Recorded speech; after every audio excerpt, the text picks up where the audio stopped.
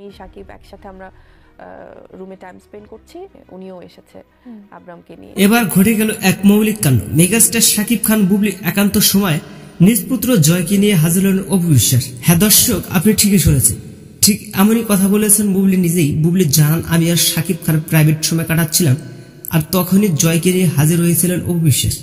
আর বুবলির মুখ থেকে এরকম কথা শোনার পর অপু একটি ইন্টারভিউতে নষ্ট হবে বলে আখ্যা দেয়, এবং অপু বলেন বুবলি একজন সেলিব্রিটি হয়ে কিভাবে তার প্রাইভেট সময়ের কথা মিডিয়াকে জানায়, আমার মতে তিনি একজন ব্যক্তিহীন নারী। তারপরে অপু বুবলির বিরাট লড়াই হয়ে যায় সোশ্যাল মিডিয়ায়, এবং এতে করে বিশাল রেগে যান আমাদের মেগাস্টার সাকিব খান। তিনি জানান, অপু বুবলির ব্যক্তিগত লড়াইয়ে আমার সম্মান নষ্ট হচ্ছে, এবং ওদের জন্যই আমার আর আমার ছেলেদের বদনাম হচ্ছে।